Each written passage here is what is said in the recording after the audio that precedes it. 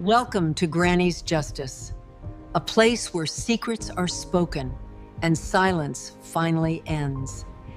Blood can be holy. Blood can be family. But my blood became my curse. They say a mother's womb is sacred. Mine gave birth to a monster. My son. My own son. The one I fed with my body, the one I raised with my soul, the one I rocked to sleep under a thin lamp while... You are my world. That boy grew into a man. And that man became my executioner. He did not simply betray me, he desecrated me. He used me in ways so vile, so unimaginable, that if I screamed it across the town square, people would cover their ears and call me mad. Madness was not mine. It belonged to him. Out there, neighbors saw devotion. The women at church folded their hands and admired how he helped me with groceries, how he opened the door for me, how he smiled with polite pride at family gatherings. Close friends told me I was blessed. Relatives patted my shoulder and said, "Eleanor, you are fortunate. Sons like him are rare." But none of them lived inside my walls. None of them pushed open my bedroom door late at night. None of them stood in the damp kitchen at 3 in the morning and listened to the silence. The silence that felt like weight pressing on my chest until breath itself seemed like a favor. My house was not a home. It was a dungeon. Every photograph on the wall lied. Every smile in a frame mocked me. Behind those smiling faces, I was hollowed out, piece by piece, like a tree eaten from the inside, until nothing remains but a shell. Do you know what silence tastes like? It tastes like blood in your mouth after biting your tongue for too long. It tastes like dust settling on untouched chairs. It tastes like death, slow, stretched, invisible. That was my life, day after day, night after night. But before I cast you into my storm, let me tell you who I am. Names matter. Places matter. My story carries weight when you know the woman who bore it. My name is Eleanor May Whitlock. I am 74 years old. I was born and raised in Richmond, Virginia. I was once a school teacher, the kind children hugged before running home. The woman who baked pies in the fall, who planted roses and hummed when watering them at dawn. I had small, simple dreams. A garden heavy with late summer blooms. A kitchen filled with the smell of cinnamon. A son who would hold me close and never break me. Dreams are fragile things. Mine were crushed beneath his footsteps. When I looked at him, I no longer saw the child I attended. I saw a shadow, a predator, a curse wrapped in the skin of my own blood. He arrived at first as help. He mowed the lawn. He fixed the leaking roof. He would sweep while I sat, catching my breath. People praised him for being dutiful. He staged his kindness like a play. We all applauded, because who wants to peek behind the curtains of another's life? Who wants to imagine the awful things that might be happening in the quiet rooms of someone they think they know? The first time I realized something was wrong, I told myself, perhaps foolishly, that it would pass. Perhaps it was grief and fatigue, and the way sorrow makes ordinary things heavy. His hand on my shoulder, the look too long in his eyes. I told myself I was old, that my memory offered shadows where none existed. I told myself stories to survive the small hints of dread that crept up my spine. Then the nights changed. Shadows gathered at the threshold. Doors closed without a sound. He began to measure my days, to chart my hours, to decide when I would eat, when I would sleep, when I would be allowed to speak. He made the house tight with rules and looked at me as if I were a thing to be tested and broken. He used our family's love as a mask. He used my trust as a weapon. He used my body, and I will say that plainly because euphemisms are the ally of shame. He used me in ways that were not only betrayal, but violence. A violence that feasted on the fact that I was his mother, that he knew the depth of my dependence, that he could lock me in a home that once smelled of bread and lavender, and make it smell like fear. I will not describe the details. I will not paint the scenes because the purpose is not to titillate or shock for shock's sake. It is to make you understand how quiet violence corrodes a person, to make you feel the erosion of dignity, the slow theft of agency, the way a human being can be reduced to a whisper of herself. Inside those rooms, I learned the particular vocabulary of fear, the creak that might signal him, the muffled footfall outside my door, the time of night at which any sound became dangerous. I learned to count breaths as if they were currency. I learned to pretend sleep while the dread held my eyes like magnets. I learned to be small.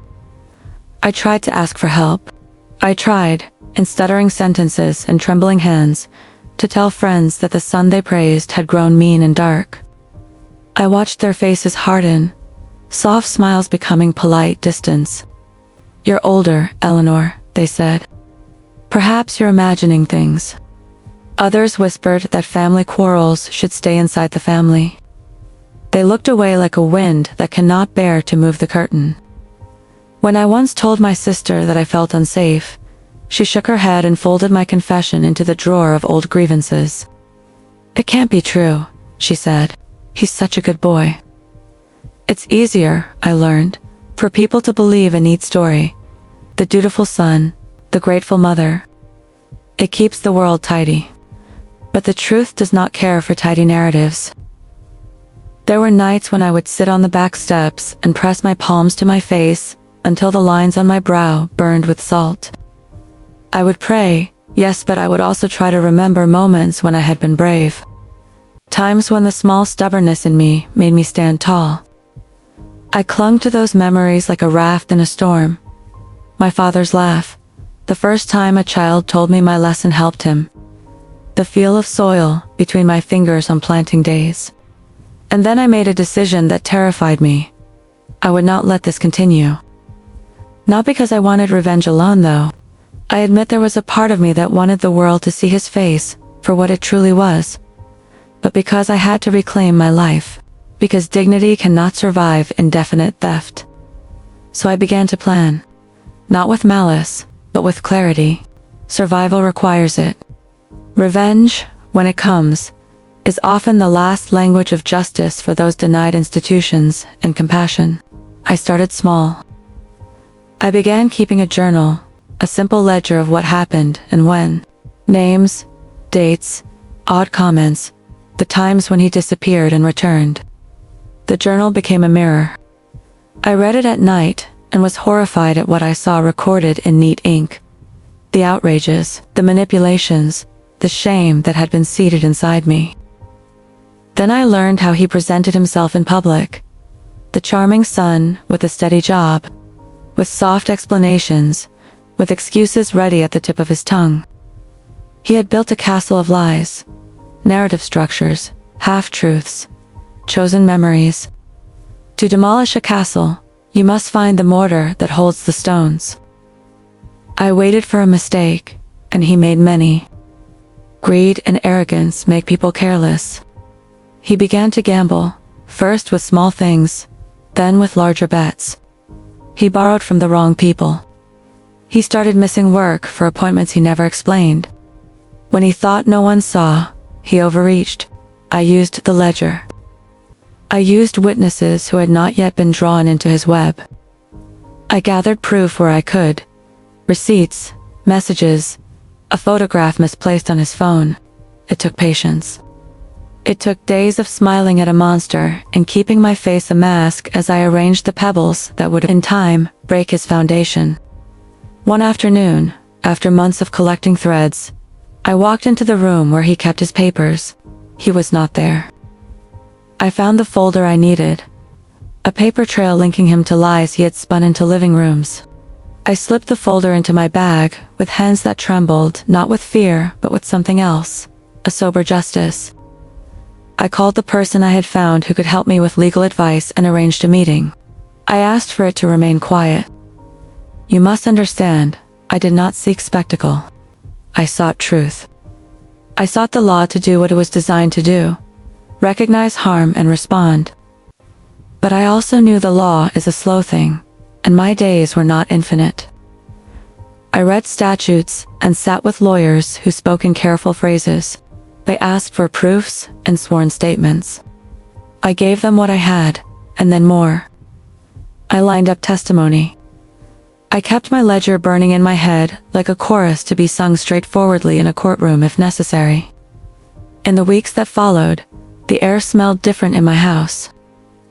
My son sensed a shift.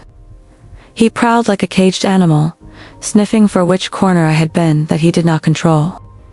He tried to turn relatives against me, whispering lies into ears that had once been soft. He spoke of my failing memory and painted me as unstable. It is a cruelty to be accused by the very person who made you small. But the small acts of courage had multiplied. A neighbor, whom I had humored over tea for years, stepped forward quietly, recalling a time he had seen my son storm out of the house at dawn. A clerk at the bank remembered a peculiar withdrawal. A former employee of my son's company stayed after hours to sign a statement. Each small truth was an ember. Together, they became a flame. Then the day came when the law had enough. The day came when officers knocked, not to comfort, but to act. When they arrived, the look on his face was not of a dutiful son, but of a man who had believed himself beyond consequence. He had cultivated arrogance like armor, and the armor splintered like cheap wood. I will not dwell on the trial's grisly details. Trials are messy and human and often far less cinematic than you imagine. But the essential part is this. The world saw his measure. The faces that had been quick to praise were forced to watch pages that told a different story. It was not a single blow, but 1,000 small truths that made the shape of his guilt visible. When the verdict came, I felt an odd weight lift, and then another settle. Because justice, even when served, does not erase what was done. It only marks it. It says the act was seen, the harm recognized. For some, that is the start of repair. For others, it is a reminder of all we cannot reclaim. People came to me afterward, some with apologies, awkward and late, some with sympathy, genuine and raw. Some with guilt so loud I thought it would be a sound in the room. It was not enough to mend old scars, but it was not nothing. The hardest part was forgiveness. Not because forgiveness is weakness, I do not believe that, but because forgiveness is complex. I learned to separate the man from the crime, the shell of a son from the pattern of cruelty he had allowed himself to become. I chose not to be defined forever as a victim. I would be a woman who had been harmed, who fought back, who refused to be erased. That became my offering to myself.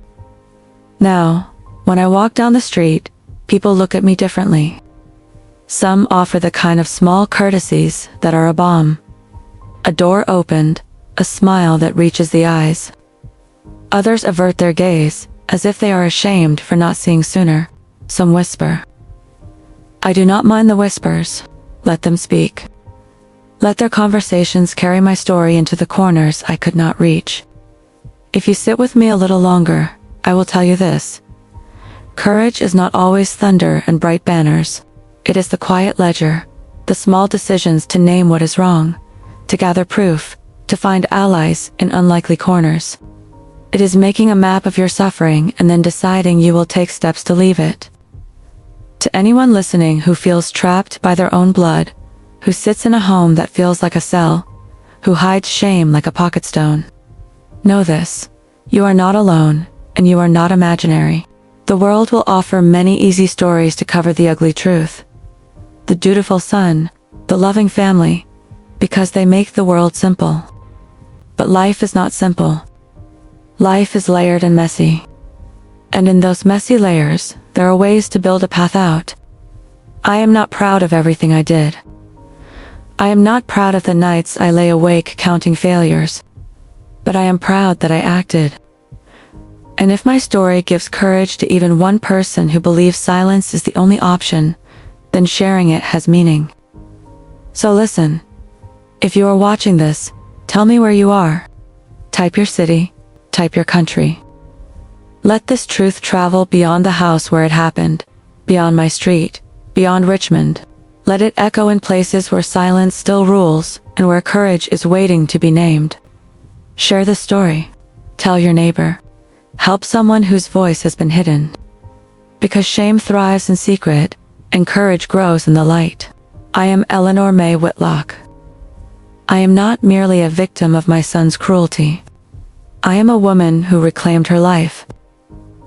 And if my voice shakes sometimes, let it be proof that living and telling the truth are harder and braver than any silence. Like, share, subscribe if you feel moved to. But more than that, do one small thing today for someone who might be trapped by their blood. Open a door. Ask a question. Offer a ride. Sometimes, the simplest act of noticing is the first step towards saving a life. This is my truth. It is painful. It is ugly. It is real. And I will not be silenced anymore. They called me blessed. Everywhere I walked in Richmond, Virginia, people smiled with admiration, whispering, "That's Eleanor Whitlock, the lucky one. Her son is her pride." I carried those words the way a child presses flowers between pages of a diary, fragile, precious, preserved. At night, by the glow of a lamp, I would whisper them back to myself, convincing my heart that I had been chosen by God to be the mother of such a son. To the world, I was a woman wrapped in grace, protected by her bloodline, anchored by her child. But blessings do not make your skin crawl. Blessings do not twist your stomach when footsteps echo in the hallway.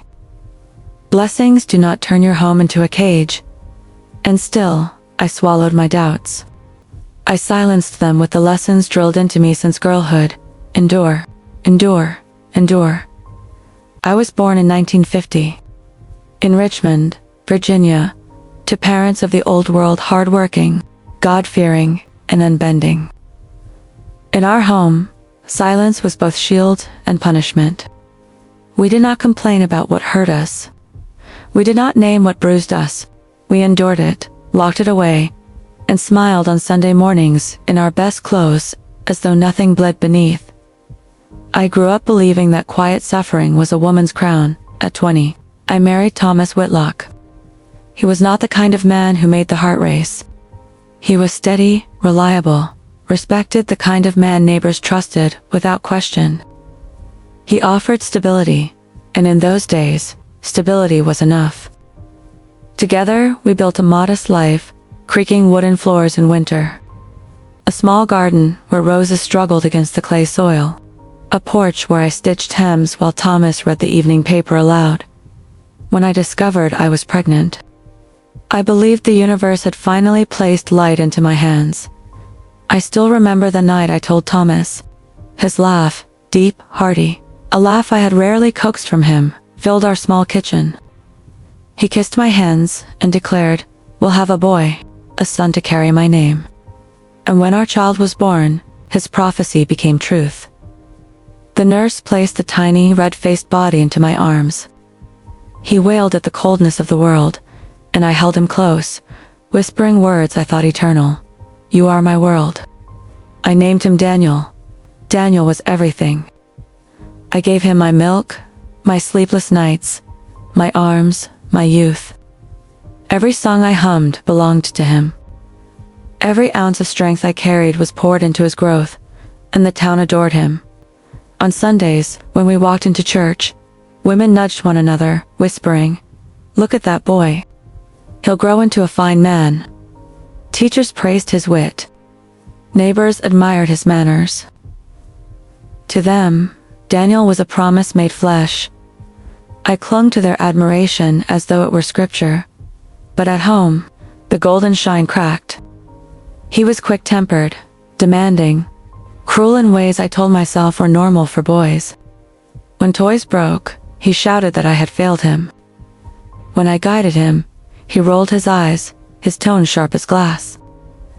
At 16, he once shoved me aside so hard, the door slammed behind him. Rattling the panes, I told myself it was youth, just youth. Boys are rough, I thought. They grow out of it. But not all fires burn out. Some fires spread until they devour everything. When Daniel turned 21, My world split. Thomas died on an autumn morning, when the leaves had just begun to fall. One moment he sipped his coffee, the next his body folded to the kitchen floor. His heart gave out before the ambulance ever came. I stood frozen in the kitchen doorway, my hands shaking, my world collapsing in silence. At the funeral, I was draped in black, my grief like a rope tightening with every prayer recited. Daniel stood beside me, his arm wrapped around my shoulder. To those watching, he was the dutiful son holding up his broken mother. He leaned close, whispering, "Don't cry, Mama. I'll take care of you now." The neighbors saw it. The pastor saw it. Everyone saw a son's devotion. They clasped my hands and said, "Eleanor, you are lucky. Sons like him are rare." But what they did not see was the pressure of his fingers sinking into my shoulder. Not with comfort, but with command. I smiled anyway. Because women like me are taught to smile even when the earth quakes beneath us the months after. Thomas's death became a play of illusions. Daniel stepped into the role of man of the house. He managed bills, handled neighbors, sat beside me in church. He was praised endlessly. The town spoke of him as if he were a saint in flesh. But inside, the walls grew tighter. His words became blades. His presence filled every corner. He wanted to know where I went, who I spoke to, what I did with every minute. At first, I excused it as grief. He was clinging to me, I thought, desperate after losing his father. But slowly I understood. It wasn't grief. It was possession. His voice shifted, no longer son to mother, but master to servant. Do this. Don't do that. Why isn't this finished? His tone carried ownership, not love. One night, I sat at the kitchen table folding laundry, my hands trembling. He entered, his eyes cold, empty. A darkness I could not reconcile with the boy I had once cradled. He looked straight at me and said, "You belong to me now." I let out a nervous laugh, thinking it a joke. But he didn't laugh. The silence that followed bent the room. My breath caught in my chest, and for the first time, I felt the ground tilt beneath me to the world. Daniel was a miracle. To me, he was a shadow swallowing every beam of light. Neighbors waved from porches, still praising him as the perfect son. But they could not see the bruises left by words sharper than knives. They did not hear how his footsteps on the stairs made me flinch. They did not know that the boy who once fell asleep on my chest had become the man whose presence made my bones rattle in enrichment. Reputation was a fortress. Women came bearing pies, smiling wide, whispering, "You're lucky." I wish my son were like Daniel. I smiled back, nodding, shutting the door quickly so they would not glimpse the emptiness in my eyes. Because who would believe that a mother could fear her son? Who would believe that love could rot? Who would believe that blood itself could betray? I tried to pray it away. Every evening I knelt at St. Augustine's, my voice trembling into the wood of the pew. "Lord, guide my son, heal his heart. Remove this shadow from our home." But shadows only grew, and silence only thickened. The first true fracture came. 1 year after Thomas's death, Daniel had seized control of the finances. One afternoon, I asked gently if we could replace the old washing machine. His eyes narrowed, his mouth curled into a sneer. "Whose money do you think that is, Mama? It's mine now. Everything is mine." The words struck like ice hammered into my spine. Mine now. From that moment I knew I was no longer a mother. I was property. And yet I told no one. Imagine standing on a neighbor's porch whispering, "My son frightens me. My son controls me. My son is not who you think he is." They would laugh nervously, call me tired, grieving, paranoid. They would pat my hand and say, "Eleanor, you're imagining things. You're lucky to have him." So I kept silent. A silence that screamed inside me. A silence that ate away at me, bone by bone. But silence cannot stretch forever. There comes a moment when even a broken part begins to spark a flicker of defiance, a whisper of strength. For me, that flicker arrived on a night I will never forget. I sat in the dark, listening to Daniel's footsteps circle the house. Each step echoed like chains dragging across the floorboards. My hand pressed to my chest, feeling my heart hammer like a trapped bird. And then I realized, this was no longer my son. This was a monster wearing my son's face. And monsters eventually meet fire. Asterisk, I did not sleep the night I finally admitted to myself that my son had become a monster. I lay in the darkness, the house breathing around me like a living thing. Pipes sighing, wood shifting, a low groan in the walls.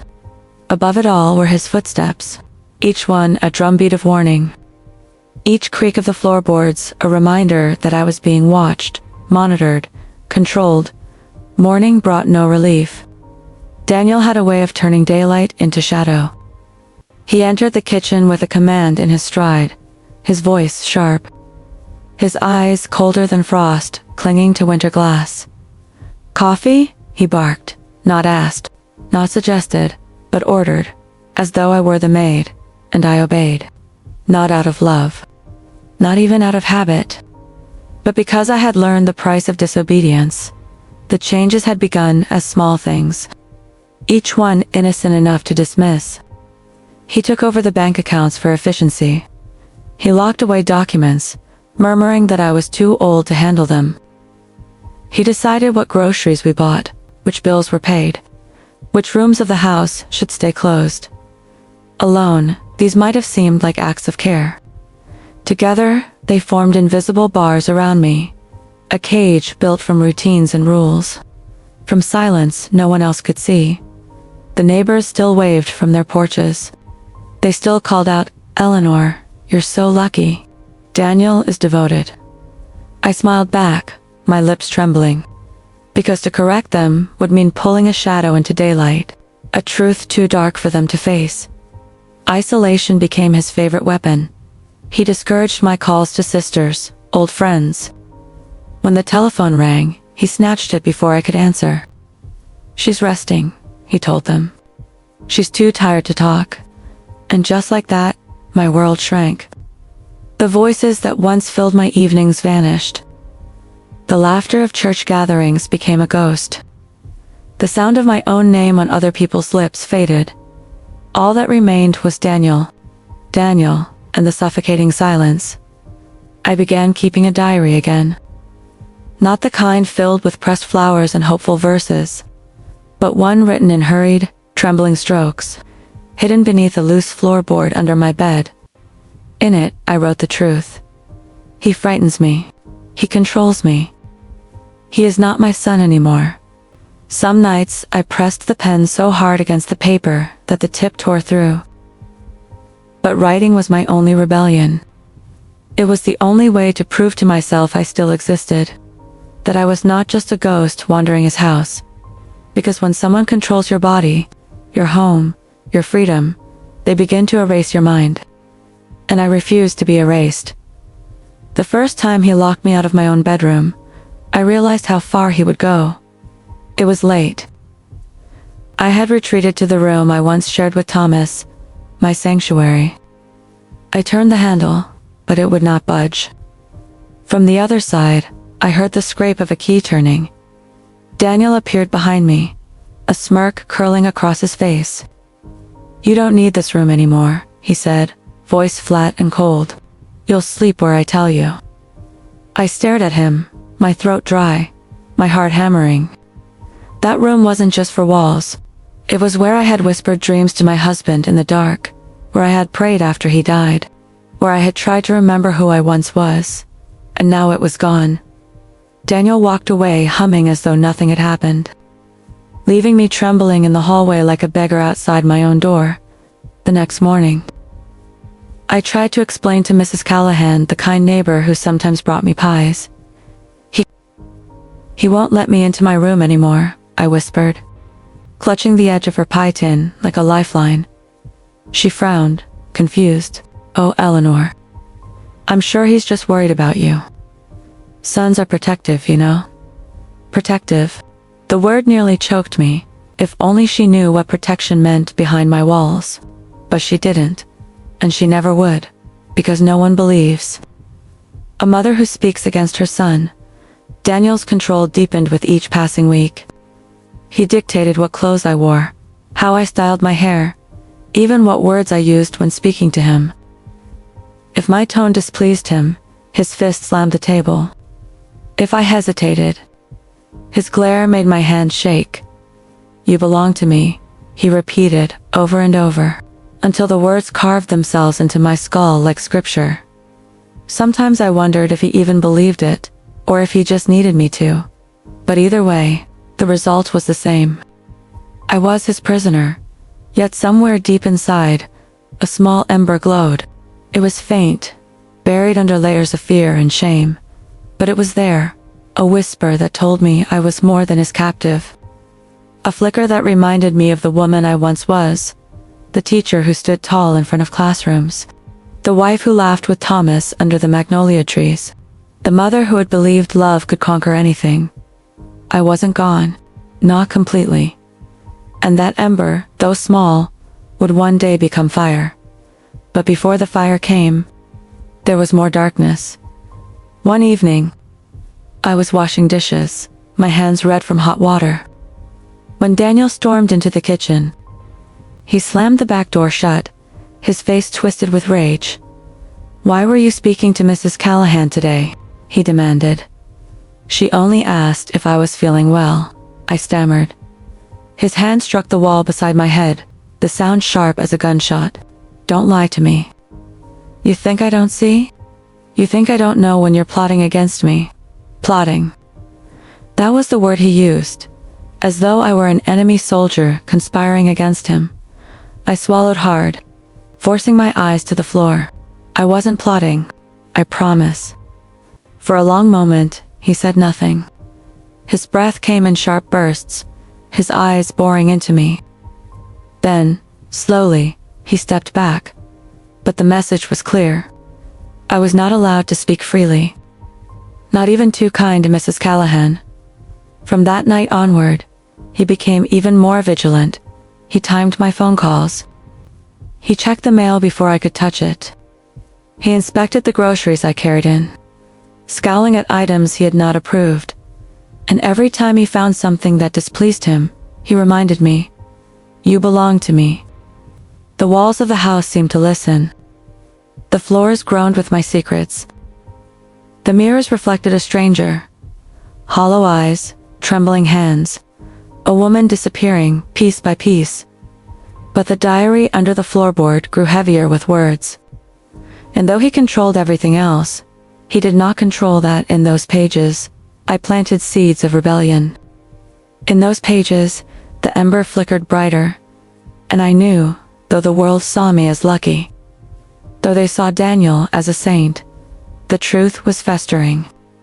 Truth always festers. And one day, it bursts. That night, as I lay awake in the cold hallway where he forced me to sleep, I whispered to myself, "This is no longer my son. This is a monster, and monsters meet fire." Asterisk, the house had once been filled with laughter.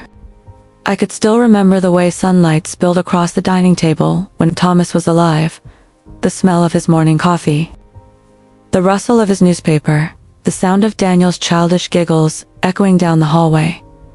Now, that same table felt like an altar to my captivity. Every morning I sat there in silence, while Daniel issued commands. "Don't speak unless I ask you. Finish your chores before I get home. Don't leave the house without permission." His words lashed across me like whips. And I obeyed, not because I wanted to, but because defiance had consequences. But inside, something was shifting. The first time I felt it, it was barely more than a whisper. I was sweeping the kitchen floor, my arms aching, my hands raw, when I heard him in the next room talking on the phone. He was laughing, that smooth, polished laugh that fooled the world.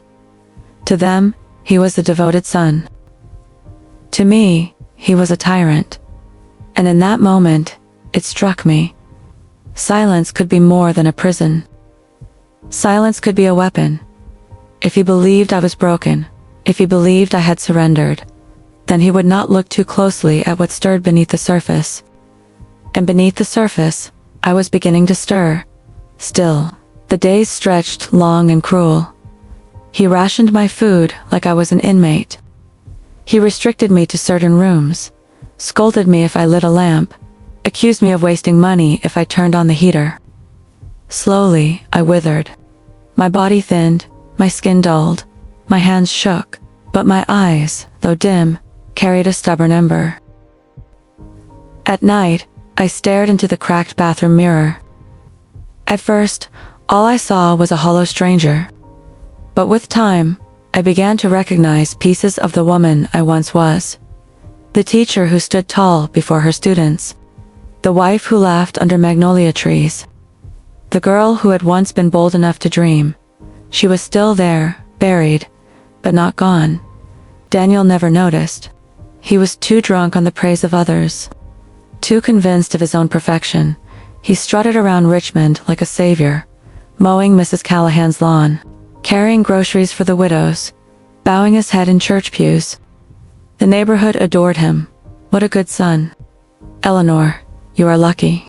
Daniel is an angel. An angel. If only they knew.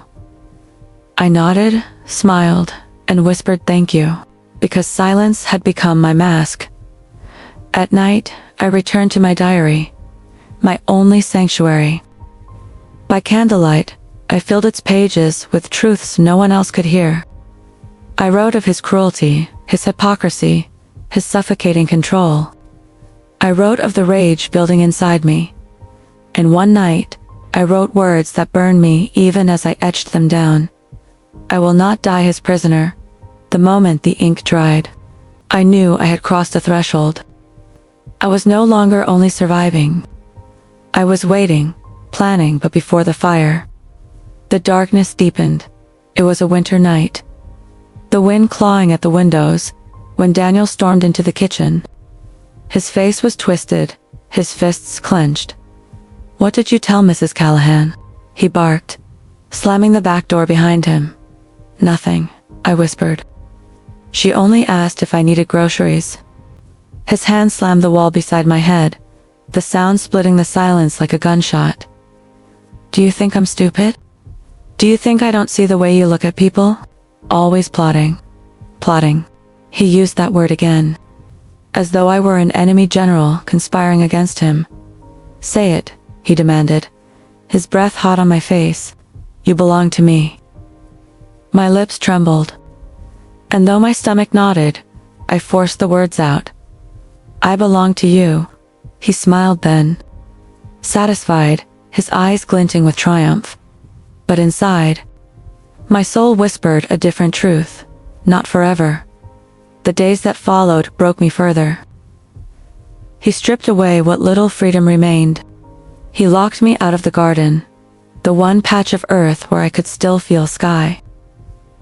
He removed the lock from the bathroom door, declaring that privacy was a right I no longer had. He rifled through my drawers, my shelves, my belongings, always hunting for secrets, but he never found the diary. Every word I wrote in it was a spark. Every sentence was a crack in his cage, and memories became my weapons. I clung to the sound of Thomas's voice, to the laughter of the children I once taught, to the girl I had been at 16, stubborn and fearless. Those memories whispered, "You were strong once. You can be strong again." One night, lying awake in the cold hallway where he forced me to sleep, I let the words escape into the darkness. "This is no longer my son. This is a monster, and monsters meet fire." For the first time, I believed them. But fate is cruel. The very next day, Daniel discovered something that made my blood run cold. He found a scrap of paper, a torn corner from my diary, left too close to the floorboard. He held it up between his fingers, his eyes narrowing. "What is this?" he asked, and in that moment I knew the silence that had been my weapon was about to be tested. Asterisk Daniel held the scrap of paper as though it were a blade. His eyes narrowed, his lips twisting into a sneer. "What is this, Mama?" he asked, his voice low and dangerous. My blood turned to ice. My heart thundered against my ribs. For one breathless moment, I thought it was over, that he would rip up the floorboards, uncover my diary, and destroy the only truth I still possessed. The old me nearly surfaced, the trembling woman, the obedient mother, the one who whispered, "I belong to you." She almost confessed, almost begged, almost wept, but not this time. I met his gaze and forced my voice to steady. "It's nothing," I said. "Just an old shopping list." The silence stretched like a wire pulled too tight. Finally, Daniel tossed the scrap into the fire. The flames devoured it in seconds. "Careless," he muttered, turning away. And in that moment, I realized something extraordinary. He hadn't won. I had died because for the first time, I hadn't broken that night. After he slammed his bedroom door, I retrieved my diary from beneath the floorboard. My hands trembled as I held it, not from fear, but from resolve. On its pages, I wrote, "He thinks I am weak. He thinks I am afraid. He thinks I am his. But fire can burn quietly, until it consumes everything." I closed the book and whispered into the darkness, "It begins." The next weeks became a game of masks. To Daniel, I was the same obedient mother, quiet, submissive, compliant. I cooked. I cleaned. I lowered my eyes. I let him believe I was broken. But beneath the surface I began to gather weapons. Not knives. Not poison. Truth. I listened carefully. I memorized the lies he told neighbors, the names he dropped, the inconsistencies in his stories. I hid scraps of receipts, tucked away letters, folded fragments of evidence he never bothered to conceal. Every page of my diary became not just confession, but ammunition. And the more I planned, the stronger I became. One morning, while washing dishes, I caught my reflection in the window. For the first time in years, something fierce stared back. Not the hollow ghost he had tried to make me, but the woman I once was. Sharp, steady, unyielding. The woman erased was returning. Daniel sensed something, though he couldn't name it. His paranoia grew. He checked the locks twice, sometimes 3 times. He accused me of whispering to neighbors, of plotting in the shadows. But the more suspicious he became, the more submissive I acted. "Yes, Daniel. Of course, Daniel. You are right, Daniel." And he believed it. His arrogance blinded him. My first act of revenge was small, almost invisible at church, surrounded by neighbors who adored him. I let my hand tremble slightly. When Mrs. Callahan asked if I was all right, I opened my mouth as if to speak, then stopped. That hesitation planted a seed, a question, a shadow of doubt. I saw it flicker in her eyes. And though I said nothing, I knew one day that doubt would grow. The second act was bolder. One afternoon, while Daniel was out, I discovered one of his letters, proof he had stolen money from a neighbor by forging signatures. My hand shook as I copied the details into my diary, then carefully replaced the letter exactly as I found it. For the first time, I held evidence that could destroy him, and I smiled. But revenge is not only action. Revenge is patience. I practiced silence not as surrender, but as a blade. When he shouted, I lowered my eyes, but inside, I laughed. When he ordered me about, I obeyed. But inside, I plotted. When he whispered, "You belong to me," I answered softly. But inside, I swore. Not for long. The moment I knew the tide had truly begun to turn came late one night. Daniel stormed into the kitchen, furious over something I had done wrong, or perhaps simply because rage was all he knew. He slammed his fist on the table, shouting, pacing, spitting venom. But this time, I did not tremble. I studied him, the twitch in his jaw, the way his eyes darted when he lied, the cracks in his mask. For the first time, I saw not a monster, but a man.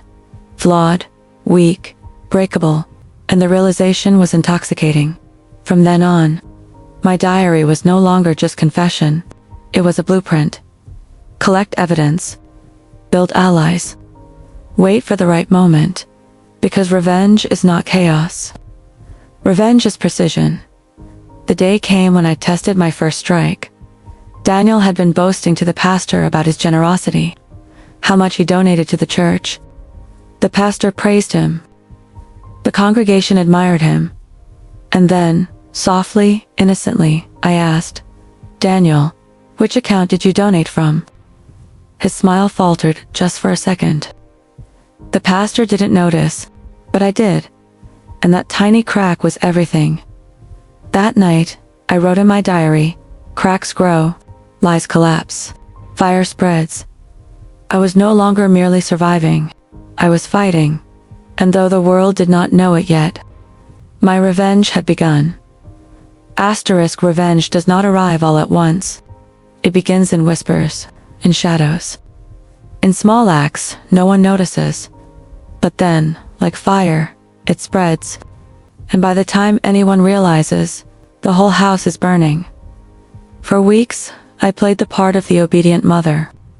I bowed my head, nodded at Daniel's commands, let the neighbors believe the mask he wore.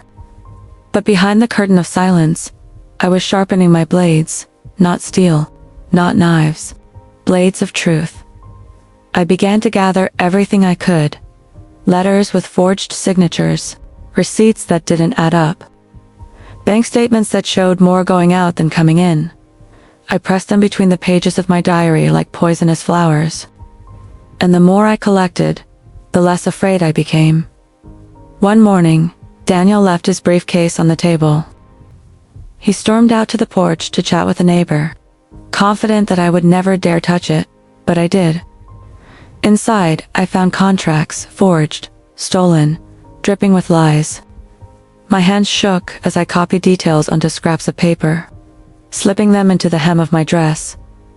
When he came back inside, I was stirring soup, humming softly. He never suspected. The next step was riskier.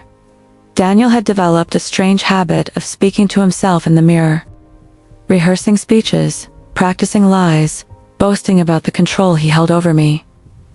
I waited, one evening, when his voice thundered through the house.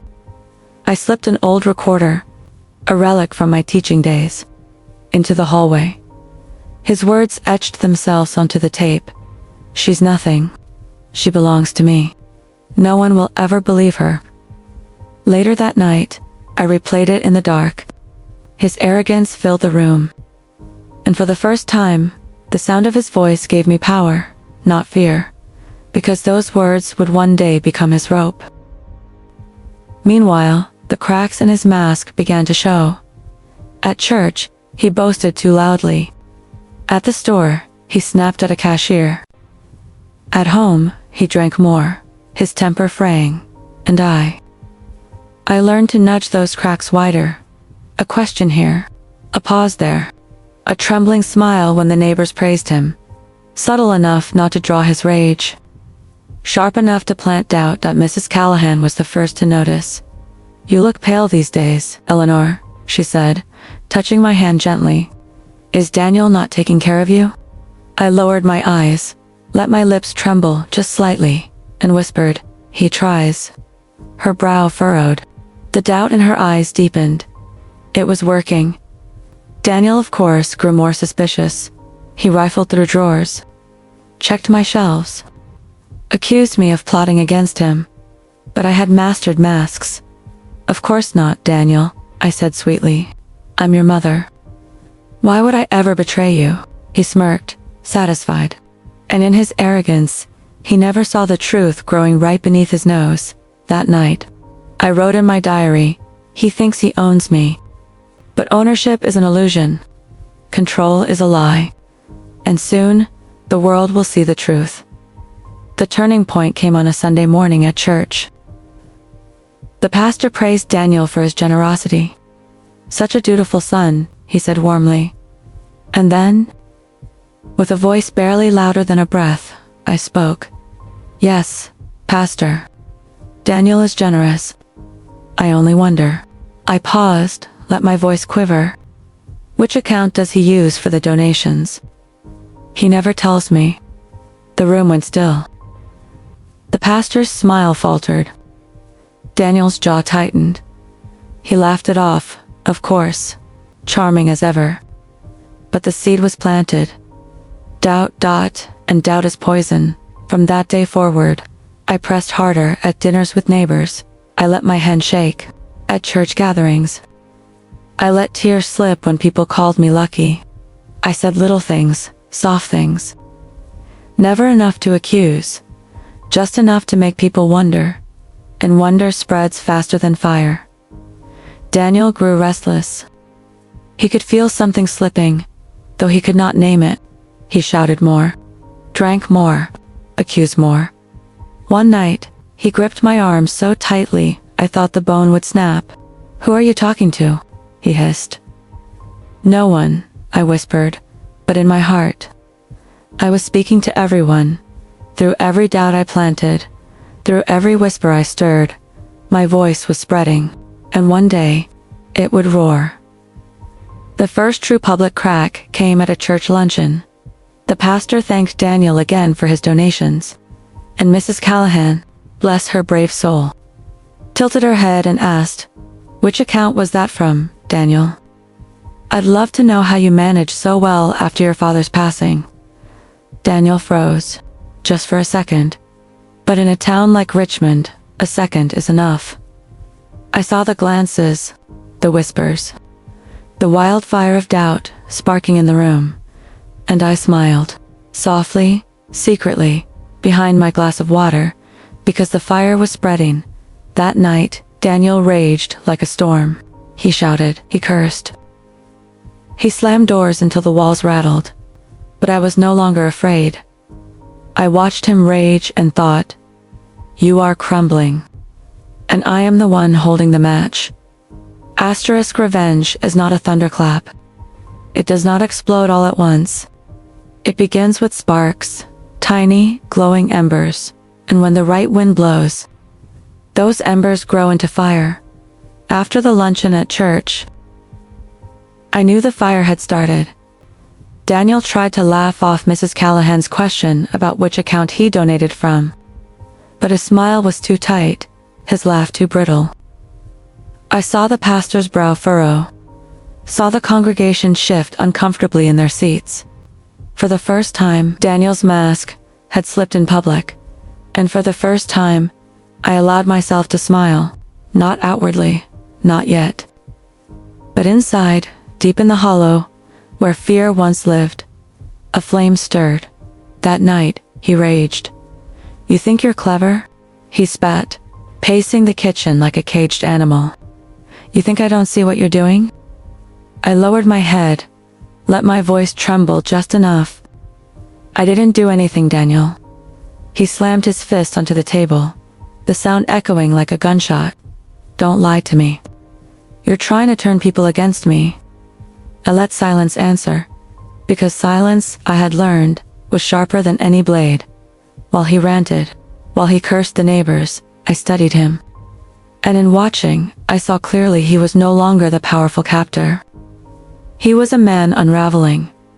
The community was beginning to doubt him, and doubt is poison. It spreads quietly, swiftly, invisibly, and I was the one feeding it. The days that followed became my battlefield at church. My hands trembled as I lit candles. At the grocery store, my voice quivered when someone asked how I was. When neighbors praised Daniel, I smiled faintly, but never too wide, never too convincingly. I became an actress, and every performance planted another seed at home. My preparations grew bolder. I recorded his outbursts, the way he called me his property, the way he shouted threats into the dark. Each tape was a dagger waiting for its moment. I copied his forged documents, slipping details into hidden envelopes.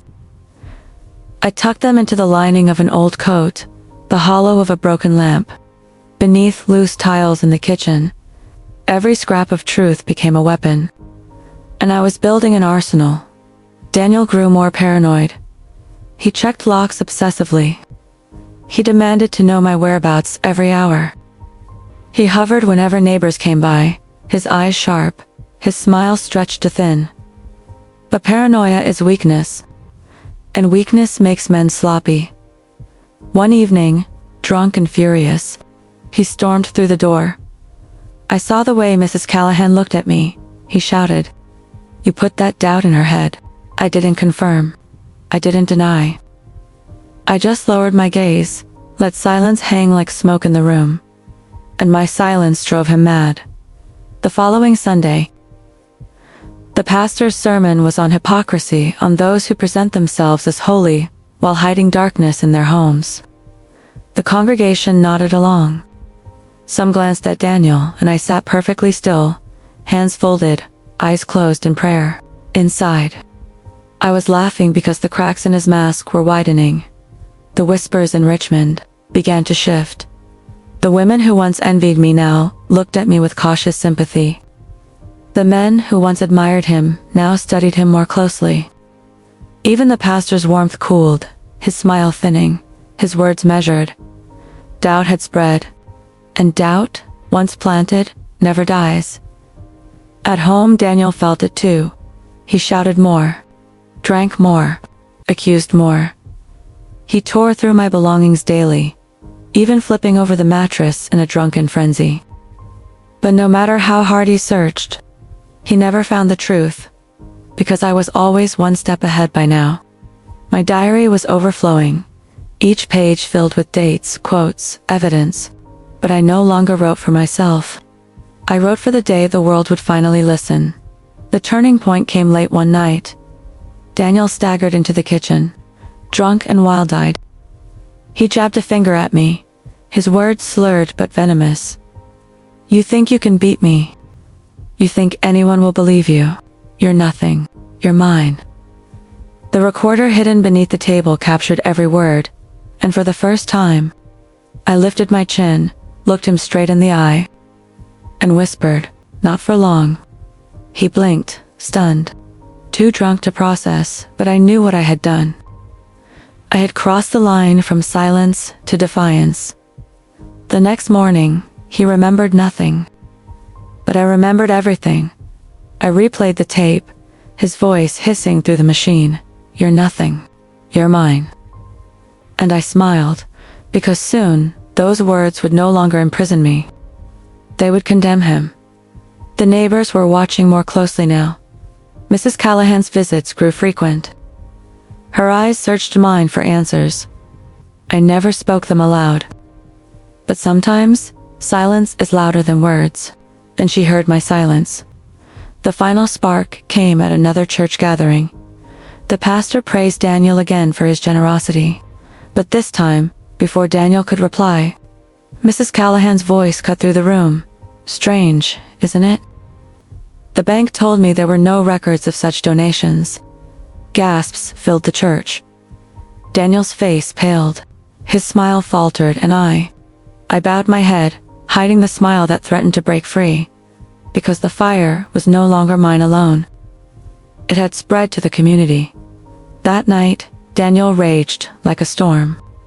He tore through the house, breaking dishes, overturning furniture, screaming until his voice cracked. But I was calm. I sat in the corner, hands folded, watching him unravel, because I knew a truth he could not see. The fire could not be contained, and soon it would consume him completely, when at last he collapsed in drunken exhaustion. The house lay in ruins, glass shattered, wood splintered, the air thick with fury. I stood over him, studying the boy I once cradled, the man who had become my monster, and I whispered, "Your end has begun." Meanwhile, the cracks in his mask began to show. At church, he boasted too loudly. At the store, he snapped at a cashier. At home, he drank more, his temper fraying, and I learned to nudge those cracks wider. A question here, a pause there, a trembling smile when the neighbors praised him, subtle enough not to draw his rage, sharp enough to plant doubt. Mrs. Callahan was the first to notice. "You look pale these days, Eleanor," she said, touching my hand gently. "Is Daniel not taking care of you?" I lowered my eyes, let my lips tremble just slightly, and whispered, "He tries." Her brow furrowed. The doubt in her eyes deepened. It was working. Daniel, of course, grew more suspicious. He rifled through drawers, checked my shelves, accused me of plotting against him. But I had mastered masks. "Of course not, Daniel," I said sweetly. "I'm your mother. Why would I ever betray you?" He smirked, satisfied. And in his arrogance, he never saw the truth growing right beneath his nose. That night, I wrote in my diary, "He thinks he owns me. But ownership is an illusion. Control is a lie. And soon, the world will see the truth." The turning point came on a Sunday morning at church. The pastor praised Daniel for his generosity. "Such a dutiful son," he said warmly. And then, with a voice barely louder than a breath, I spoke. "Yes, Pastor.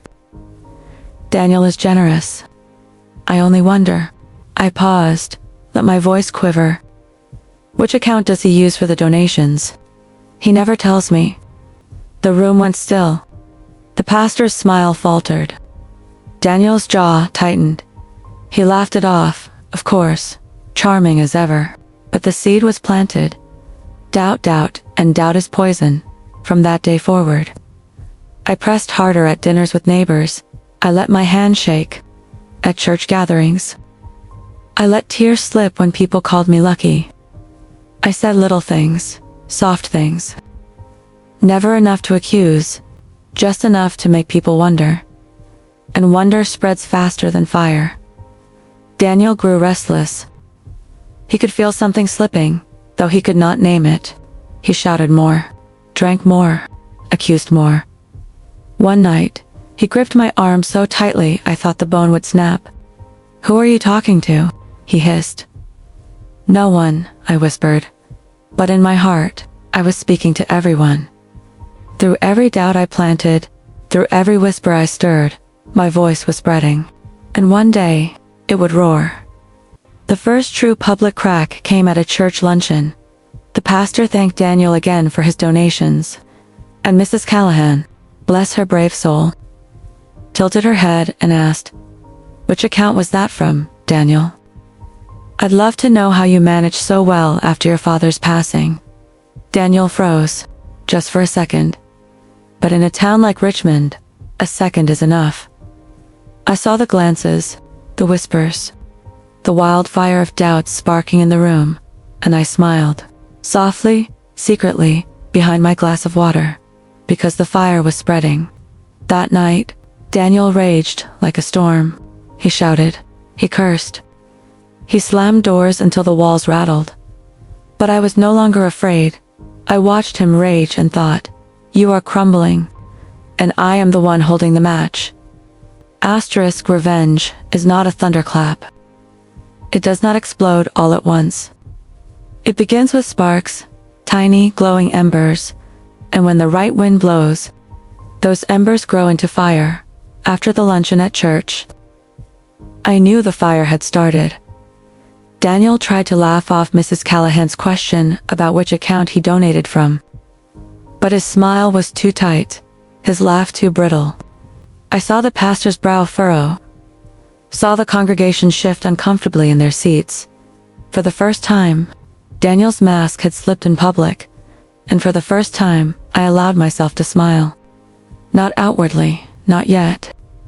But inside, deep in the hollow, where fear once lived, a flame stirred. That night, he raged. "You think you're clever," he spat, pacing the kitchen like a caged animal. "You think I don't see what you're doing?" I lowered my head, let my voice tremble just enough. "I didn't do anything, Daniel." He slammed his fist onto the table, the sound echoing like a gunshot. "Don't lie to me. You're trying to turn people against me." I let silence answer, because silence, I had learned, was sharper than any blade. While he ranted, while he cursed the neighbors, I studied him. And in watching, I saw clearly he was no longer the powerful captor. He was a man unraveling. The community was beginning to doubt him. And doubt is poison. It spreads quietly, swiftly, invisibly. And I was the one feeding it. The days that followed became my battlefield at church. My hands trembled as I lit candles. At the grocery store, my voice quivered when someone asked how I was. When neighbors praised Daniel, I smiled faintly, but never too wide, never too convincingly. I became an actress. And every performance planted another seed at home. My preparations grew bolder. I recorded his outbursts, the way he called me his property, the way he shouted threats into the dark. Each tape was a dagger waiting for its moment. I copied his forged documents, slipping details into hidden envelopes. I tucked them into the lining of an old coat, the hollow of a broken lamp. Beneath loose tiles in the kitchen, every scrap of truth became a weapon. And I was building an arsenal. Daniel grew more paranoid. He checked locks obsessively. He demanded to know my whereabouts every hour. He hovered whenever neighbors came by, his eyes sharp, his smile stretched to thin. But paranoia is weakness, and weakness makes men sloppy. One evening, drunk and furious, he stormed through the door. I saw the way Mrs. Callahan looked at me. He shouted, "You put that doubt in her head." I didn't confirm. I didn't deny. I just lowered my gaze, let silence hang like smoke in the room. And my silence drove him mad. The following Sunday, the pastor's sermon was on hypocrisy, on those who present themselves as holy while hiding darkness in their homes. The congregation nodded along. Some glanced at Daniel, and I sat perfectly still, hands folded, eyes closed in prayer. Inside, I was laughing because the cracks in his mask were widening. The whispers in Richmond began to shift. The women who once envied me now looked at me with cautious sympathy. The men who once admired him now studied him more closely. Even the pastor's warmth cooled, his smile thinning, his words measured. Doubt had spread, and doubt, once planted, never dies. At home, Daniel felt it too. He shouted more, drank more, accused more. He tore through my belongings daily, even flipping over the mattress in a drunken frenzy. But no matter how hard he searched, he never found the truth, because I was always one step ahead by now. My diary was overflowing, each page filled with dates, quotes, evidence. But I no longer wrote for myself. I wrote for the day the world would finally listen. The turning point came late one night. Daniel staggered into the kitchen, drunk and wild-eyed. He jabbed a finger at me, his words slurred but venomous. "You think you can beat me? You think anyone will believe you? You're nothing. You're mine." The recorder hidden beneath the table captured every word. And for the first time, I lifted my chin, looked him straight in the eye, and whispered, "Not for long." He blinked, stunned, too drunk to process, but I knew what I had done. I had crossed the line from silence to defiance. The next morning, he remembered nothing. But I remembered everything. I replayed the tape, his voice hissing through the machine. "You're nothing. You're mine." And I smiled, because soon, those words would no longer imprison me. They would condemn him. The neighbors were watching more closely now. Mrs. Callahan's visits grew frequent. Her eyes searched mine for answers. I never spoke them aloud. But sometimes, silence is louder than words. And she heard my silence. The final spark came at another church gathering. The pastor praised Daniel again for his generosity. But this time, before Daniel could reply, Mrs. Callahan's voice cut through the room. "Strange, isn't it? The bank told me there were no records of such donations." Gasps filled the church. Daniel's face paled, his smile faltered, and I bowed my head, hiding the smile that threatened to break free. Because the fire was no longer mine alone. It had spread to the community. That night, Daniel raged like a storm. He tore through the house, breaking dishes, overturning furniture, screaming until his voice cracked. But I was calm. I sat in the corner, hands folded, watching him unravel, because I knew a truth he could not see. The fire cannot be contained, and soon it would consume him completely. When at last he collapsed in drunken exhaustion, the house lay in ruins, glass shattered, wood splintered, the air thick with fury. I stood over him, studying the boy I once cradled, the man who had become my monster, and I whispered, "Your end has begun." He slept like a beast, sprawled across the couch, the empty bottle at his feet. His chest rose and fell with drunken snores, but I stood above him, eyes wide open, whispering into the dark, "Your end has begun." The words tasted like steel on my tongue. For years, silence had been my curse. Tonight, silence became my blade. The next morning, Daniel was restless. He stormed from room to room, muttering curses, slamming drawers, glaring at me as though I had conjured his downfall out of thin air. "You've been talking," he accused. "You've been planting doubts. You think you can win against me?" I said nothing, because the truth was already winning. The whispers in the community were louder now. The pastor's sermons were sharper. Mrs. Callahan's watchful eyes followed me like a shield. And in my possession, hidden away in secret places, was an arsenal that could bury him. Forged contracts, stolen receipts, recordings of his drunken confessions. Every piece of evidence was a torch, and I was ready to set him on fire. He grew more desperate with each passing day. He prowled the house at night, pacing like a jailer, searching for threats in every shadow. He drank more, shouted more, lost more of the careful composure that had once fooled the world. But paranoia blinds. And while he tore apart the house looking for enemies, I built alliances. The pastor, Mrs. Callahan, two neighbors whose eyes had begun to see through his mask. I did not hand them the whole truth, only fragments, whispers, tremors, enough to make them question, enough to make them watch.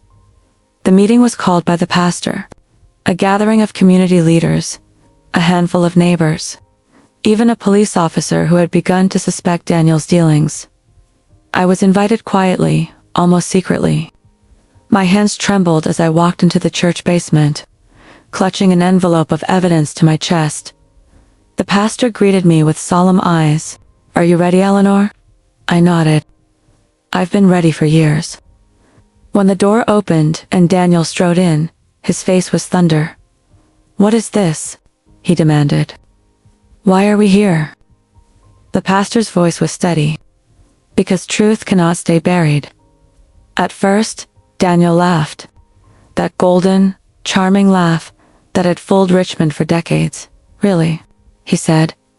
"We're wasting time on gossip, on the bitter words of an old woman." He looked around the room, daring them to deny him. For a moment, silence hung heavy, and then the pastor pressed play.